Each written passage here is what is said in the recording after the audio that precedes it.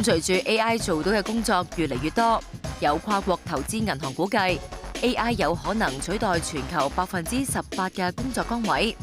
而香港嘅經濟體系比較成熟，更加被列為最易受 AI 影響嘅地方，估計接近30%嘅工作會被取代。咁今次同大家教個點樣揾工啦，係咪？點樣 stand out 啦，係啦。咁有冇記得邊3個 point 啊？你哋？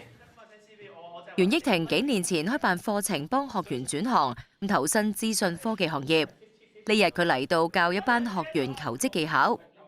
你哋可以俾你懶啲嘅，你可以係上網 search top 20或者 top 50嘅 interview questions。佢話當初決定開辦呢類資訊科技課程，正正就係因為幾年前見到好多公司開始用 AI 等等嘅新科技，取代部分原有嘅工作。呢個市場有好多僱主咧，其實佢哋公司咧開發緊嗰啲系統咧，其實係會取代好多職位嘅。亦都見到有好多人可能會因為呢啲技術受影響咧，咁可能佢哋都需要揾第二個方法去重投職場啦。如果佢唔識得掌握呢啲技能咧，就真係可能有一啲工已經唔會再適合嗰個人才㗎啦，係啦。咁所以佢哋自己都要 reskill 先至可以叫幫得到佢自己咧去迎合呢個市場嘅需要咯。所以我哋就希望即係可以做一個編程學校，令到啲人可以入到行。佢話而家喺職場上邊應用 AI 已經好普遍，咁相信未來將會顛覆就業市場。